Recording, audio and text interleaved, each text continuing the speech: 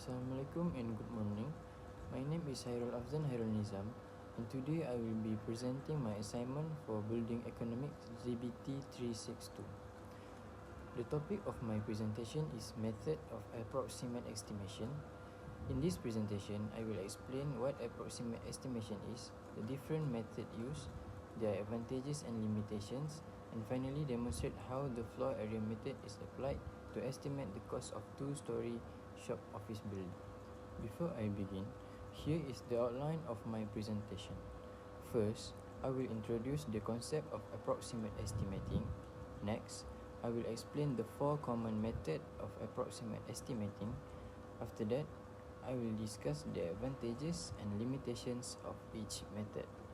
Then, I will demonstrate the application of the floor area method using a case study. And finally, I will conclude the presentation with the key finding and recommendation. Let's begin with the introduction. Approximate estimating is a method using to estimate the probable cost of a construction project during the early planning stage, before detailed drawing and specification are prepared.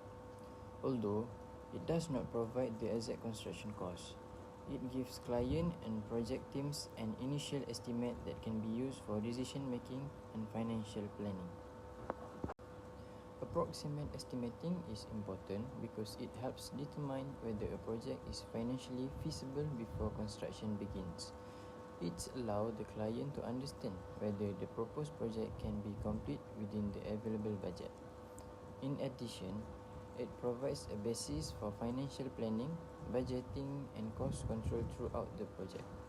It also allows the client to compare different design options and decide whether the project should proceed, be revised, or even postponed before investing more time and money in detailed design. There are several methods using in approximate estimating.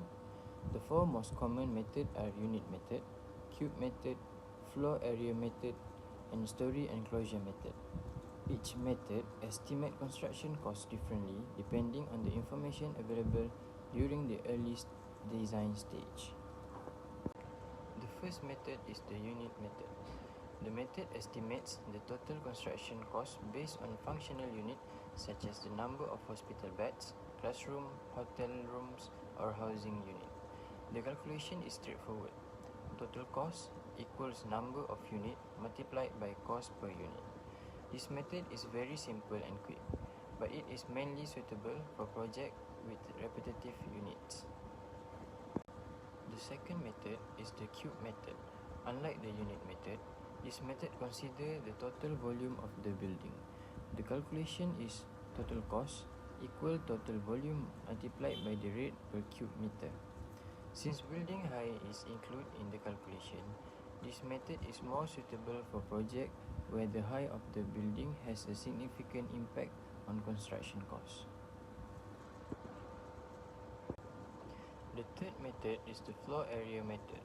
This is one of the most commonly used methods because it estimates the cost based on the total floor area of the building.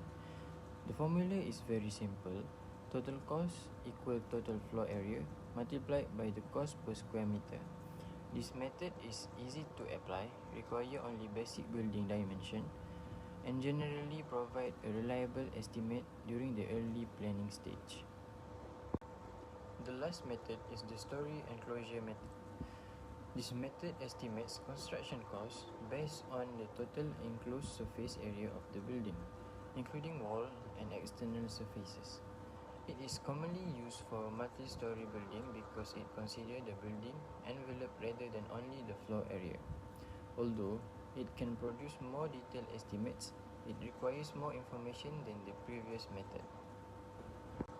Now, I will discuss the advantages and limitations of this method. Each method has its own strengths and weaknesses. Some methods are faster and easy to use, while others provide greater accuracy by considering more building details. Therefore, the choice of method depends on the project type, the available information, and the required level of accuracy. The unit method is extremely fast and easy to understand. The cube method is useful because it considers building height and volume, making it more suitable for building with different ceiling height. The floor area method is quick, practical and widely used for residential, commercial and institutional building. Meanwhile, the story enclosure method is particularly suitable for office buildings and apartments because it provides a better comparison between buildings with similar structural forms. However, each method also has limitations. The unit method does not consider detailed building design. The cube method depends heavily on historical data and may not accurately represent complex building layout. The floor area method ignores differences in ceiling height and building volume, which may affect construction costs. Finally, the story enclosure method requires more detailed dimensional information and may not fully reflect premium finishes or special architectural features. After comparing the different methods, I selected the floor area method for this project. This method was chosen because it provides a good balance between simplicity, speed and reasonable accuracy, especially for a standard 2-story shop office building. The estimated construction rate used is RM2,000 per square meter.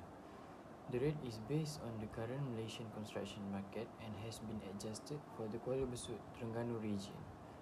Using a local market rate helps produce a more realistic estimate that reflects current construction condition. Next is the floor area calculation. The building length is calculated by adding all the individual dimensions, giving a total length of 26.488 meters. The width of the building is 21.873 meters. By multiplying the length by the width, the total floor area for one floor is calculated as 579.37 square meters. The same calculation is applied to confirm the floor dimensions and ensure consistency in the estimate floor area. Since the building has two identical floors, the calculated floor area will later be used to determine the total gross floor area of the building. After obtaining the floor area, the gross floor area is calculated. The ground floor area and first floor area are added together, so 579.37 plus 579.37 equals to 1,158.74 square meters. The estimate construction cost is then calculated using the floor area method. The formula is total gross area multiplied by the cost rate of RM2,000 per square meter. Therefore, 1,158.74 multiplied by RM2,000 gives an estimate project cost of RM370,480. This represents the approximate construction cost during the early planning stage. To evaluate the reliability of this estimate, several factors were considered. First is the geographical location, where Kuala Besut has a stable supply network for construction materials. Second is inflation and market condition, where current construction cost data provide a more realistic estimate. Third is material specification. Since the selected cost rate matches the proposed 2-story shop office design. Lastly, the estimate considers the complete gross floor area, ensuring that the building size is fully represented in the calculation.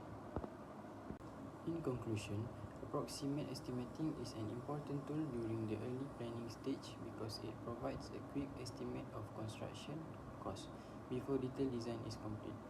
Among the available methods, the floor area method was selected because it offers a good balance between simplicity, speed, and reasonable accuracy.